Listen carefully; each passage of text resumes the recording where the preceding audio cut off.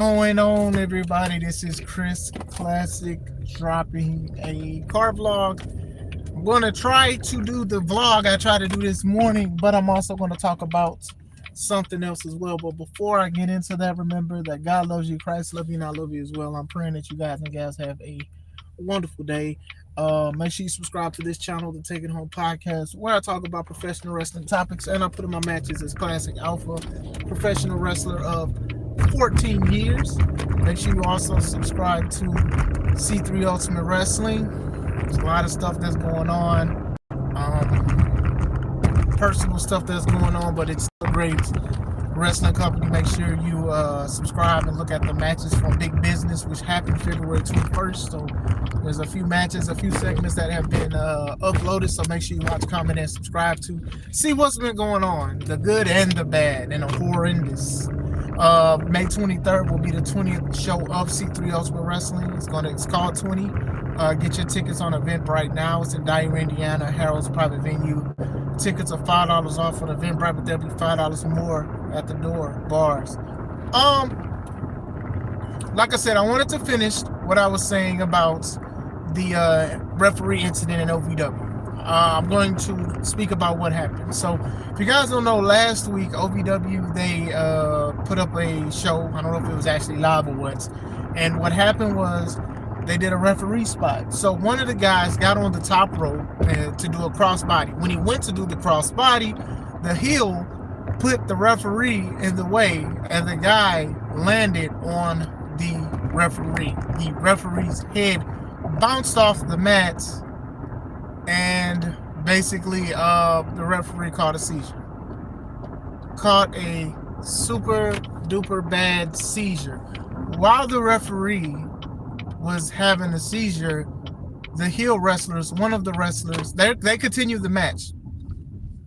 One of the wrestlers, they rolled him over. They rolled him over while he was still convulsing to finish the spot. But then eventually some people came in, because you could tell that the camera zoomed in on the heel, and they stopped it. Who's at fault here? It's a lot of people at fault here.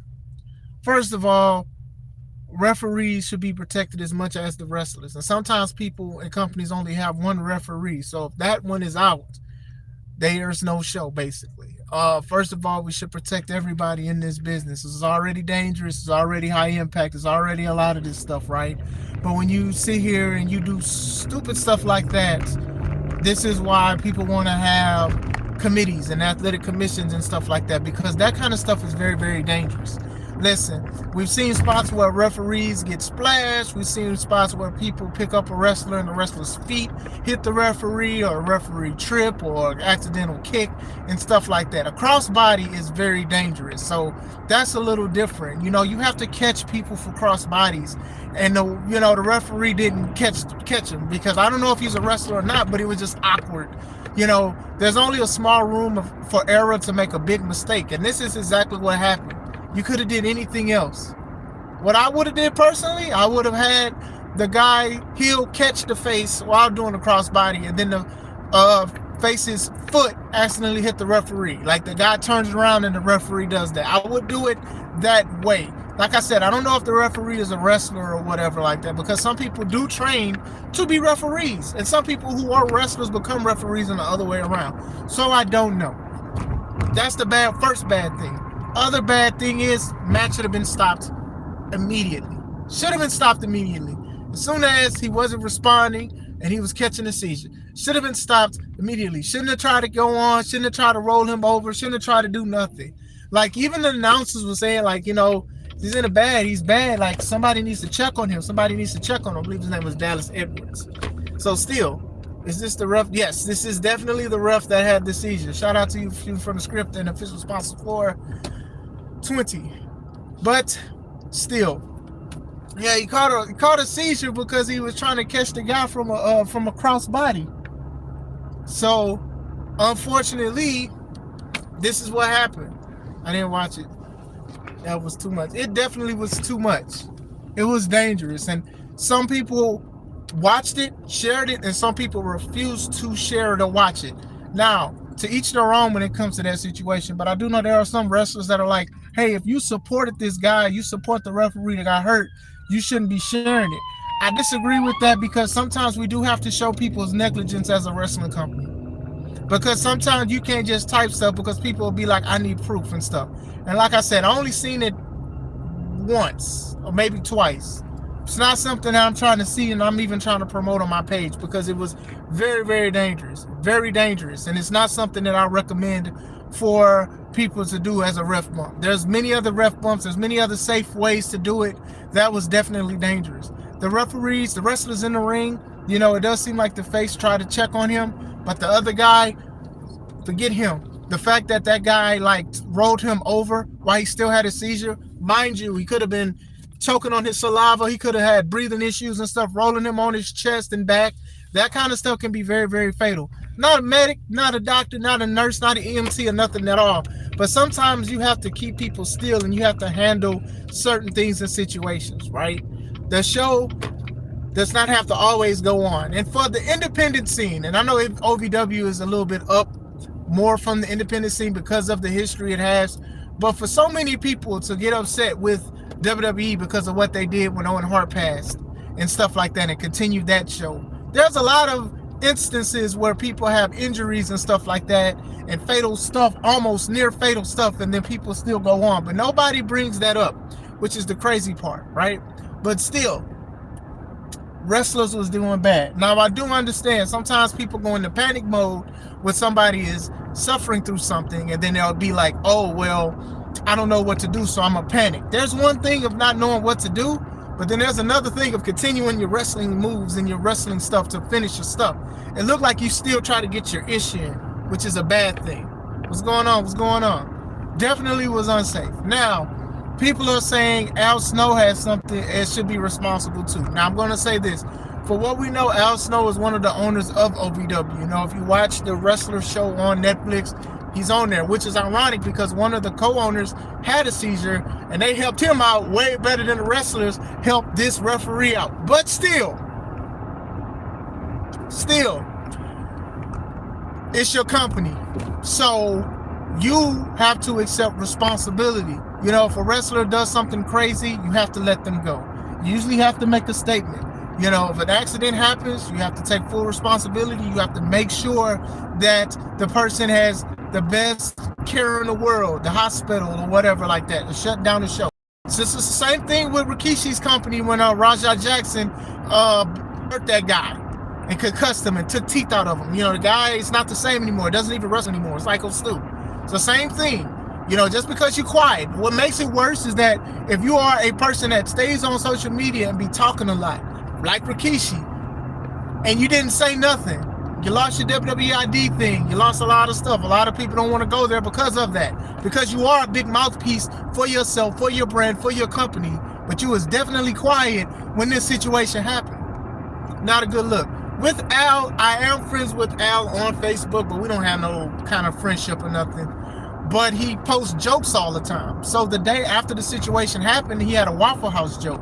Now, I'm not going to sit here and say it was a racist joke because some people thought it was racist. I just think people were just so upset they were just throwing everything in the book at Al Snow. But honestly, if that was something that was like pre-made, you should have took that off. You low-key should have had a statement about the situation. Eventually, he did make a statement saying that like they was trying to make sure the guy that takes care of everybody else wasn't taken care of. It was somewhat of taking accountability for the situation. You get what I'm saying? But still, it just was tasteless to make a post or a tweet or pre-post or whatever they call it. Still was a little tasteless. Now, from what the guy, I believe the referee is at home, but he did have a hematoma on his brain, had a brain bleed, he had a concussion and stuff. He did make a statement saying like to the ones that want to send me a GoFundMe, I wish that people would learn how to like take care of each other. That's shout out to him. Shout out to him because there's a lot of people that want GoFundMes for certain things, and hopefully he has insurance and stuff because I've always been an advocate for wrestlers to have insurance.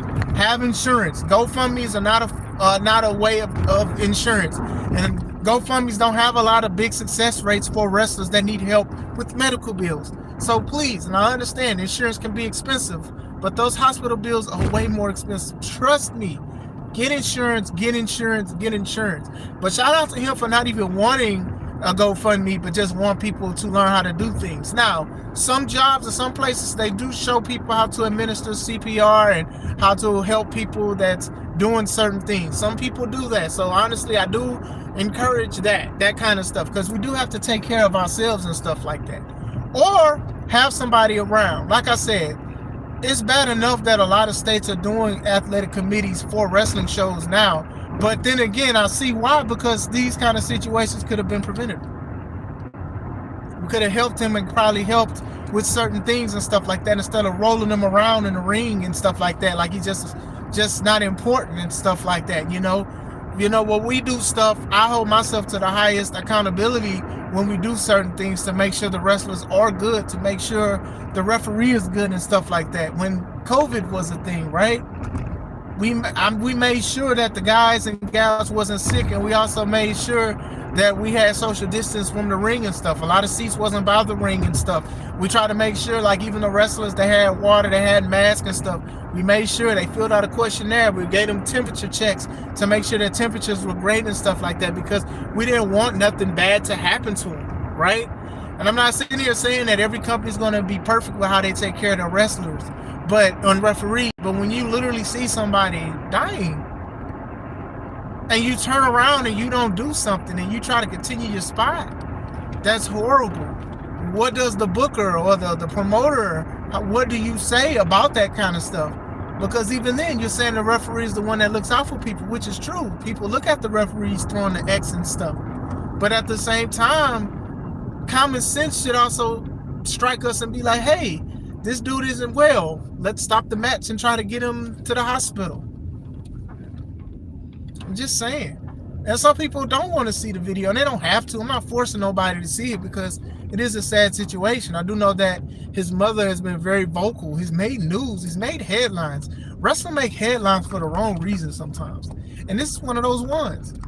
You know, you would think that, like, Al Snow, who was a vet in the game and stuff like that, I don't know if he was there or not, but still, you don't make those kind of posts or whatever. That should have been like your first priority of doing it, because you're trying to get your company out of the slums and stuff like that and making it better. And what also makes it worse for the Al Snow situation is Al Snow has been on other people's podcasts on record talking about AEW, talking about, at this rate, somebody in wrestling AEW is going to die.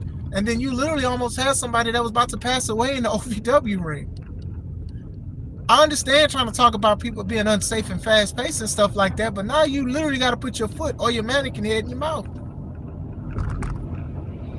You know, and I talk about this as a wrestler. Like, people be trying to do this fast-paced, intense, think outside the box stuff. There's no way wrestlers can't control their weight when they're in the air. You could probably control the landing when you try to land, but obviously you couldn't do it that well because the guy slammed his head.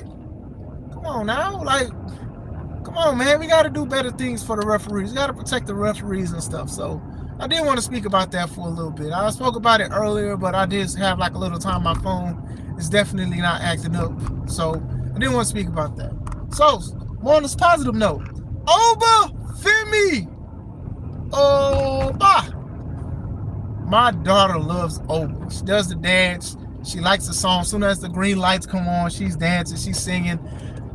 You watch yourself, Oba. But still, Oba Femi came out after Brock came out to attack Seth Rollins, because Seth's army of unlockable characters got beat up by Brock Lesnar, and Brock was going after Seth. But then Oba's music hit, and I was elated. I was screaming. I was happy, because I really wanted Oba versus Brock. I didn't want Gunther versus Brock. Now, I do hope that this match will be great, and it should be, because it seems like Brock wants to fight, and I think that Oba was the best candidate. Oba comes out, they have an intense stare down, the crowd, Oba, so intense, ooh, Oba, ooh. Like, it was never that intense. Like, it was intense, but not like that before. Brock act like he's going to go after Seth. Seth leaves, and then as soon as Brock turns around, takes a fall from grace, say last ride, sit out powerbomb, and then Oba, puts his foot on Brock Lesnar's chest. When have you seen somebody put their feet on Brock Lesnar's chest? Some people are saying Brock said it. If that's cool, shout out to him. It looked like Oba shed a tear. It could have been sweat. It could be emotion, because honestly, that's a big thing. Like, there's not a lot of wrestlers that can say they have taken out Brock Lesnar the way Oba has, let alone put a foot on him. He put his foot on him, and then he pointed to the WrestleMania sign. Big ups to Oba. Shout out to it. It don't have to be a long match, but I'm looking forward to it. Oba is the ruler versus the Beast Incarnate. You guys got some days until WrestleMania, so I am curious to see how they are going to do it. Like I said, I do know that obviously Brock is back because he wants to go out on his terms. I think the terms of the situation with the allegations, obviously that's a bad term to go out on, so I do think that he is back to do certain things. Now, there's been allegations that Brock and Paul, they've been trying to talk to WWE about basically not making Brock have a streak, but make it a big deal that Brock Lesnar is wrestling at WrestleMania, sort of like how The Undertaker was even after the streak.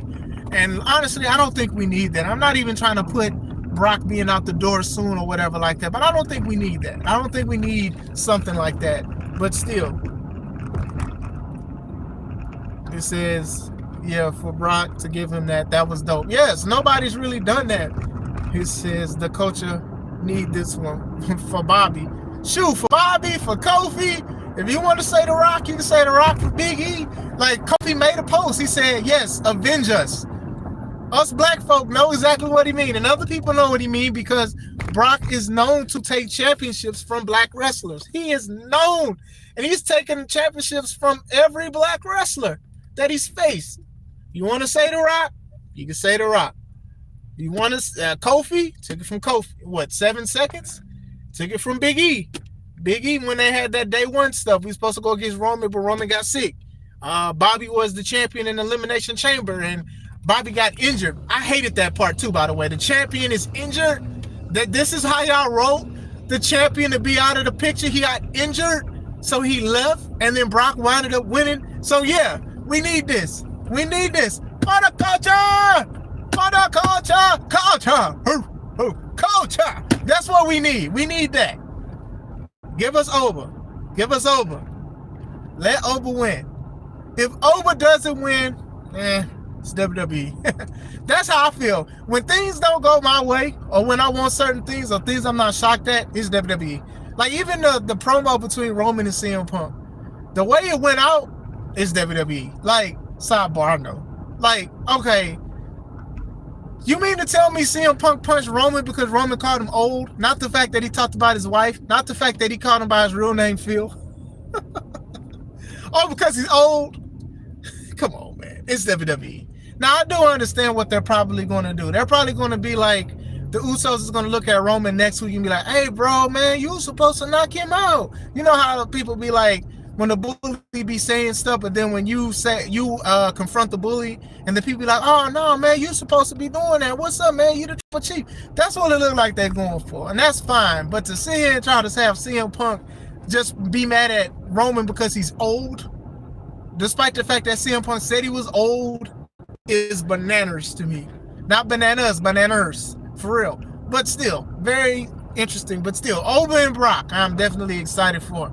That is something that will make people buy the app, not tickets. No, them tickets. No, not the tickets. See, I thought I was gonna say tickets. The app. That'll make people get the app for that kind of match and stuff like that. Make your matches special for WrestleMania. Make them special. This dude is only 27 years old. Very, very young. Still got a lot of stuff. Got the future ahead, and he got the now that's with him. So we'll see where it goes with that. You know, shout out to him for making a good decision. I don't know if Gunther's going to have a WrestleMania match. I hope he does. I mean, there is 2 days. Because people are already saying Io and Gunther, who are considered the best wrestlers currently on WWE, they don't have a match. Now, I am going to sit here and say that everybody does not need a match at WrestleMania. However, the fact that it's 2 days makes it even worse. It's looking like it's going to be a fatal 4-way for the women's tag belts with Charlotte and Alexa versus Naya and Lash. I forgot their names, but they call themselves the Bella Twins. And who was the other team that was involved? There'll probably be another team involved, EO and whoever, or maybe Oscar and Kyrie or whatever. But you can definitely pivot. You can definitely have different things and stuff like that. I don't know what you're gonna do for Gunther, but still, it's a fatal 10-way. Oh God. Oh God. You know it's gonna happen. And I've said this too. I said this in one of my lives. I said there's going to be a residential 4-way tag, 5-way tag. They're definitely going to do something like that. They always do that. Like, tag division don't get no kind of love in WrestleMania. Putting 4 or 5 tag teams together for the title, that's not no kind of love, because it's not even a good showcase. It's never a good showcase. Somebody falls off of something, somebody does a dive out spot, and then like that's it, or they make it a ladder match. It's never special because they do it so much. That's why I like when cage matches, that one year cage matches was everywhere. Hell in a Cell, cage match, Blood and Guts, Steel Cage. It would just stop being so special because everybody and their mama was doing them. And when that happens, why should anybody care? It's not special anymore. Shoot, I'm going to be in a WrestleMania match, make it viral. I mean, at this point, we can need some fresh stuff. Oba and Brock, that's pretty fresh. You know what I'm saying? Rhea and Jade is fresh, even though Rhea's been in WrestleMania for a long time. Roman and Punk, they're main eventing another WrestleMania together.